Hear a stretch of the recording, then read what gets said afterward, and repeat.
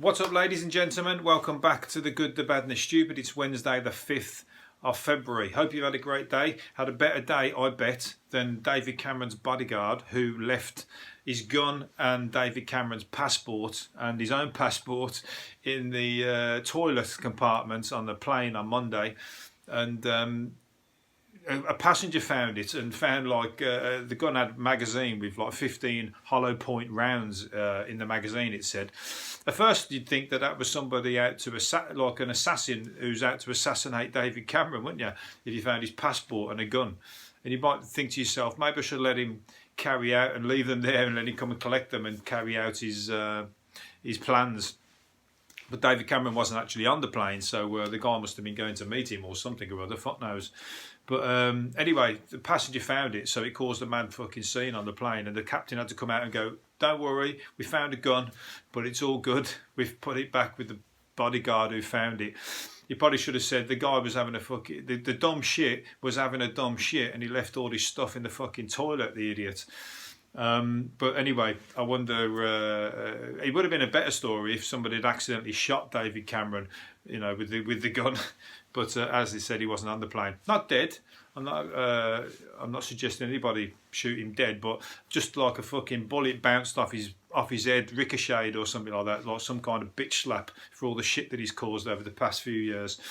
Anyway, there you go. Dumbass surrounds himself with dumbasses. Good job he didn't fall into the fucking wrong hands anyway, wasn't it? Shameless BAFTAs, speaking of planes, the shameless BAFTA stars enjoyed flights from sponsors American Airlines despite claiming the event was about sustainability. But they've got to get there somehow, haven't they? But apparently they were all flying on fucking separate luxury travel and with Cadillacs and helicopters getting to and from.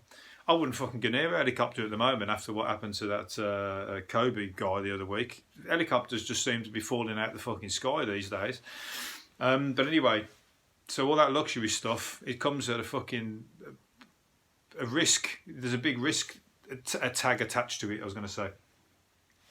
But anyway, they were all doing, everything they do is like, they do everything the worst versions of it, don't they? They drive like fucking big Hummers or like 10-litre Cadillacs and shit like that, and apparently they were just the opposite of sustainability, even though they're preaching and whatever. But they all just go on the basis that they can offset it, don't they? They pay to offset it, but that's just bullshit because nobody else can do that. Nobody else can afford to do that. So it's either don't use it, but they've got to get there somewhere. How the fuck is people going to travel?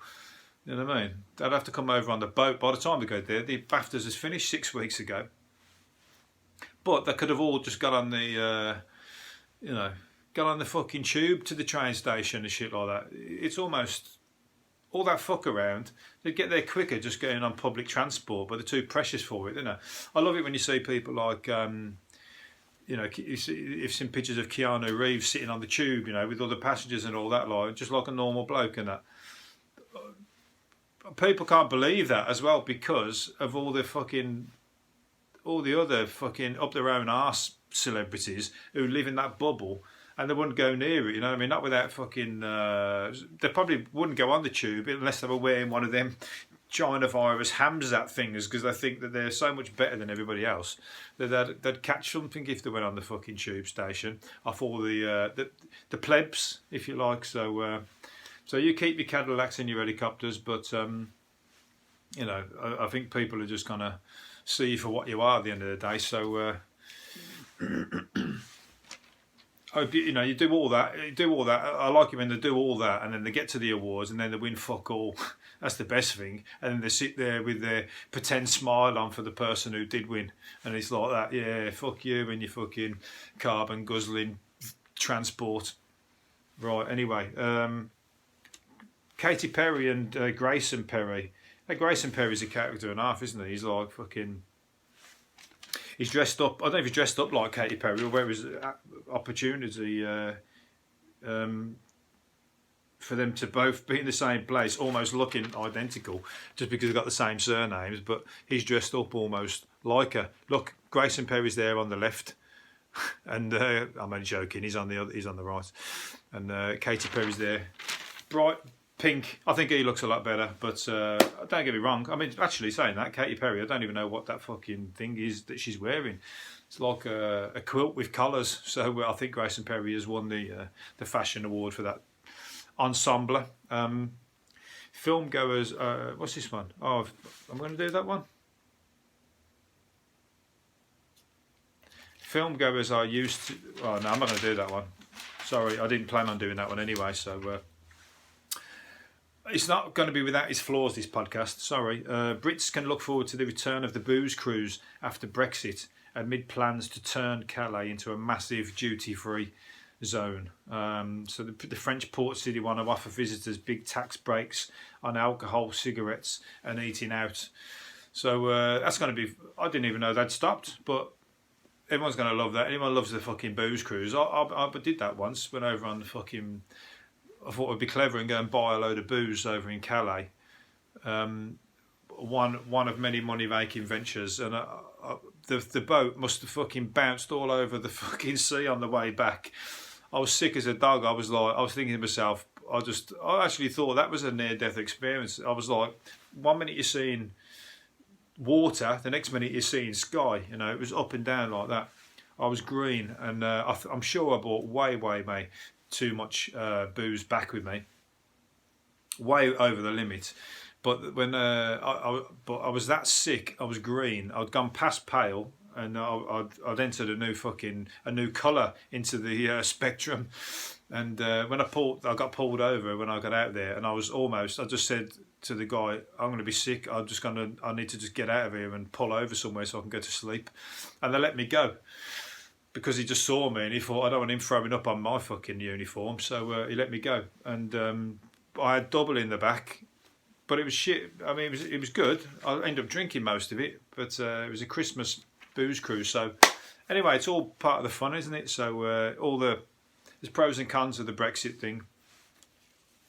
But I don't think that people are going to get the mentality to boost to go and do that. But you could still do that any time of the.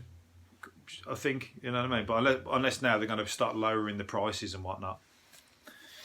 But the fags always come back from there, don't they? You know, they have to.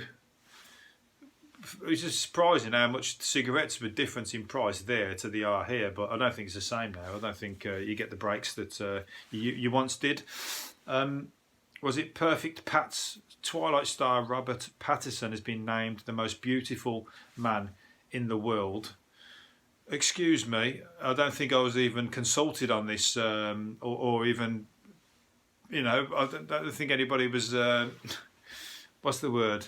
They didn't check everybody. They didn't put everybody was in the competition. So they've used a narrow sort of list of actors. What about the rest of the people in the world and me? All the top 10 were Robert Pattinson, Henry Cavill. How do you say his name? Bradley Cooper, Brad Pitt, George Clooney, Hugh Jackman, David Beckham, Idris Elba, Kanye West, Ryan Gosling. Wayne Lawrence definitely should have been somewhere in that fucking list, but at the same time, they've only just gone with the Hollywood actors, haven't they? There's loads more fucking beautiful men than them, and they're saying that Robert Pattinson's the best because they've done it through the closest to a Greek god based on all his measurements of his face and all that kind of stuff. Saying that if I'd have been put through that, I'd have fucking scared the machine off, I think, with some of my angles.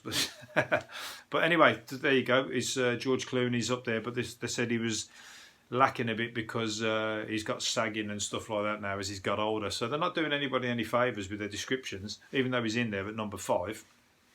Anyway, so good luck. I mean, congratulations, Robert Pattinson. No sour grapes. I'm sure there's a few of us blokes who would suggest that we should at least be in the top fucking million. I don't think I'd even fucking get there. Birds in towns and cities across are getting hooked on junk food. Sparrows, robins and tits risk disease and death by pecking discarded burger, chips and pizza instead of insects and berries. I said this, it's like seagulls, they just live off fucking human food. So when they shit on you like, not a normal seagull shit, they shit on you like, almost like a human shit flying out, landing in on your head.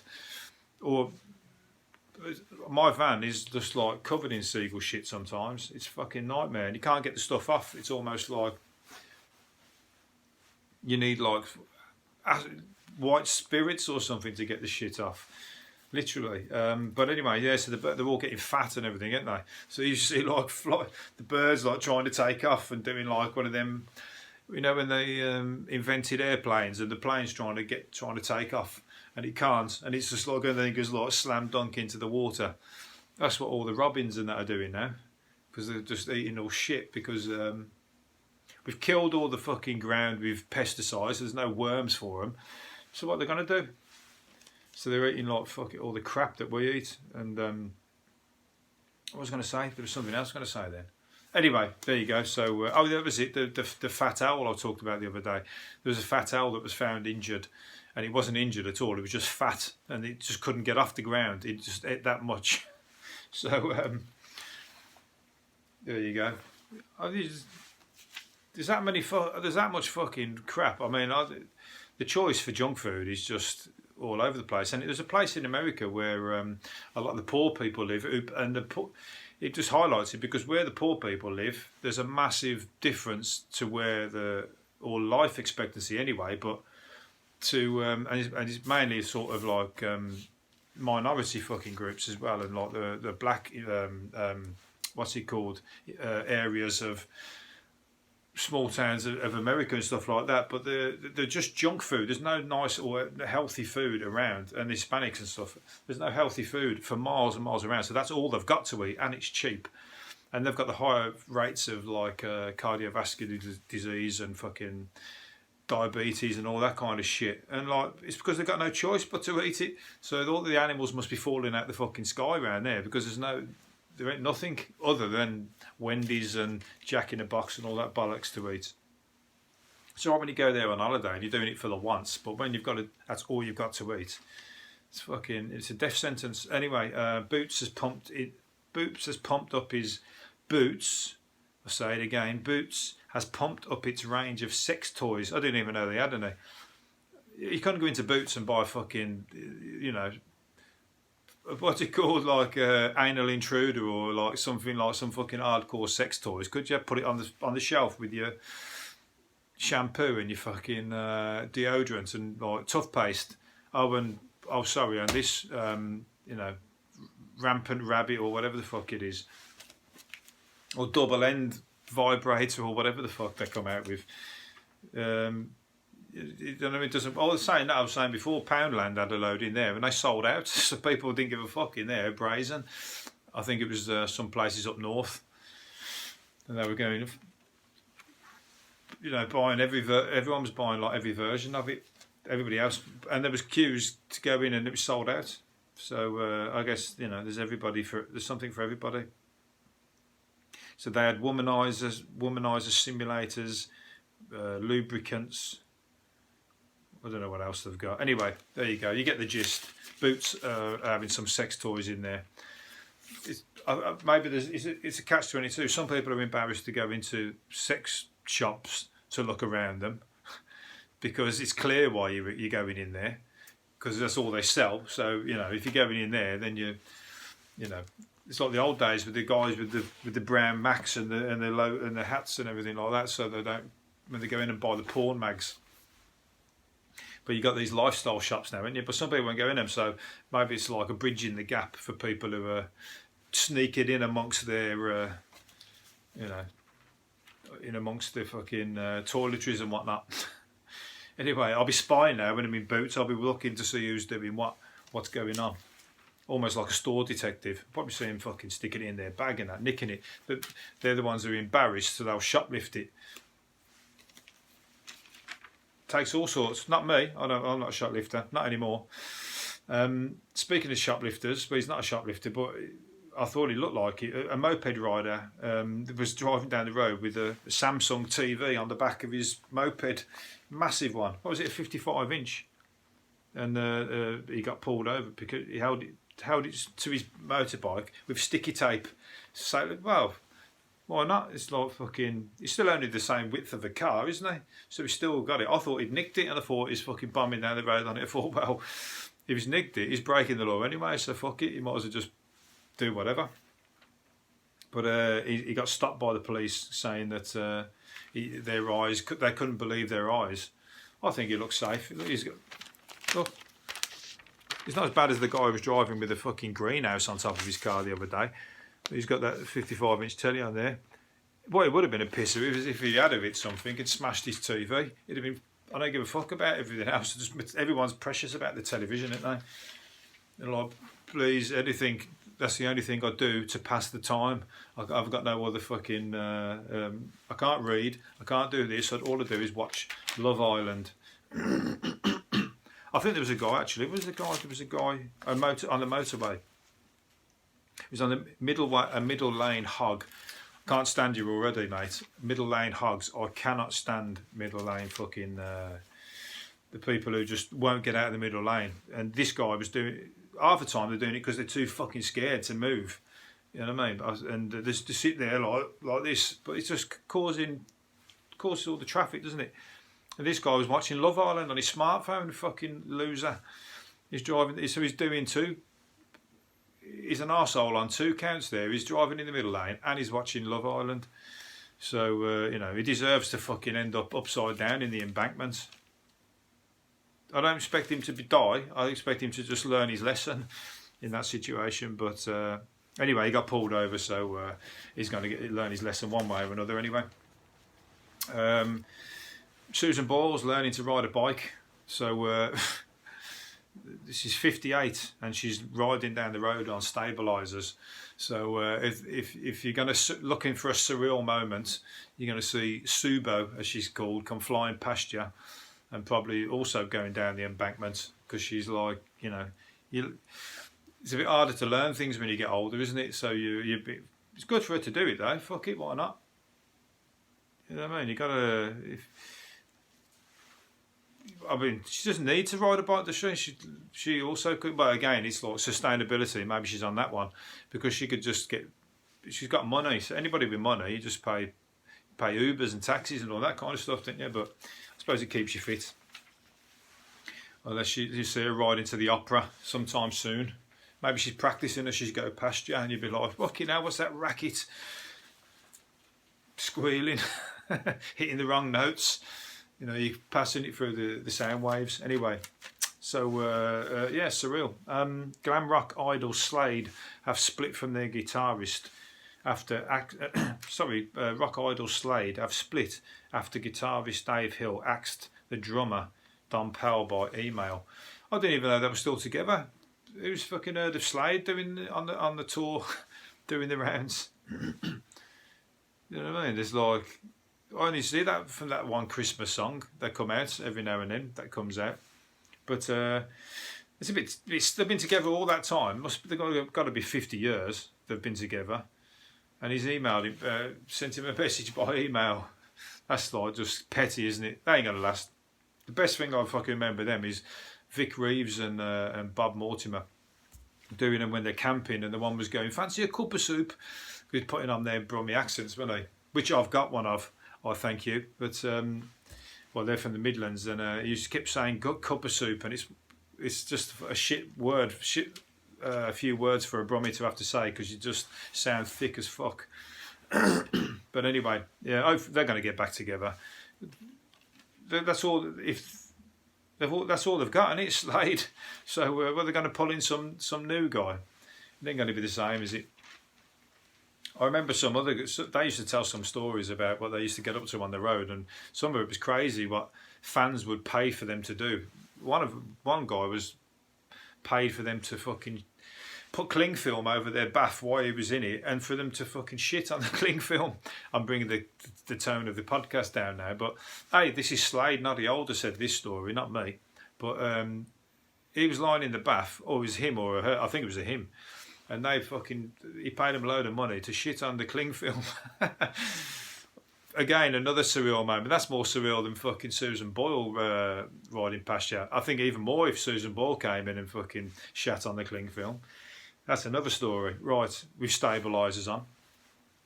Where are we going? Oh, The Joker. The movie's been turned into a live orchestra performing the score while it's been screened.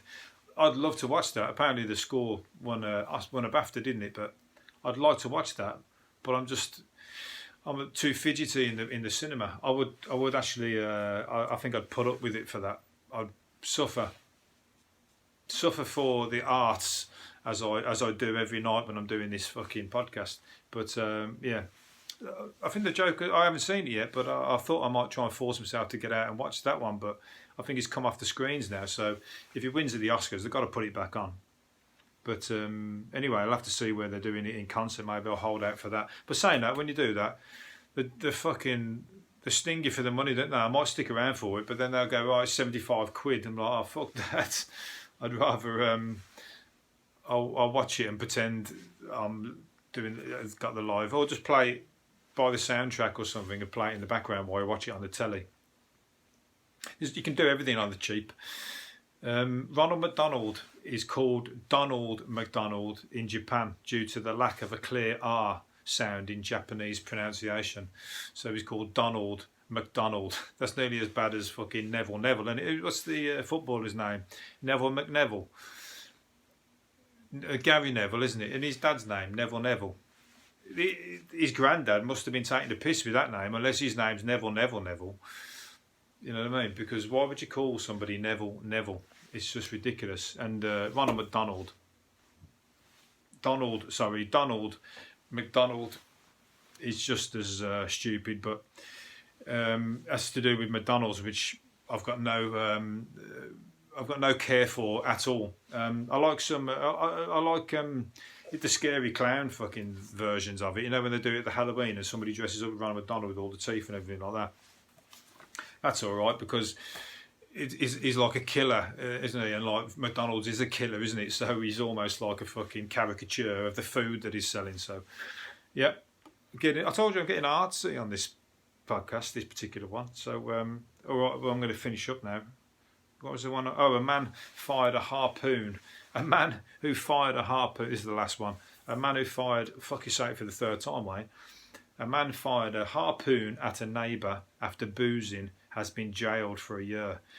Fucking, now imagine that, getting into a row with your neighbour, and like, was it Neil Jones shot the 3-pronged bolt at Timothy Judge, who was pleading for his life. Fucking, it missed him and hit the picture frame during the incident at 12 in the morning in December. So you picked the fucking fight with the wrong guy there, didn't you? Imagine getting with turn that fucking music down, you fucking arsehole.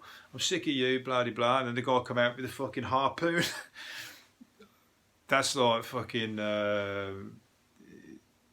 you know, that's a guy who doesn't give a fuck, really, isn't it? And he's just come out and like shot it as well. Maybe did he aim to hit him, or did he miss him on purpose? That's the big question. But I think for his sake, he missed him anyway. But the guy was pleading for his fucking life, so he must have just diverted it. But there you go. You've got to be careful who you get into scraps with these days, because even the little man can turn out to, well, they're always a nutter, aren't they? The little guy. Fucking hell. You see those. You see those situations blow up when they get that pissed off about, like, they're on edge, aren't they? The little guys. But a harpoon, that's a step too far. Anyway, I'm going to leave it there anyway, and I'll see you again tomorrow. See you later. Bye.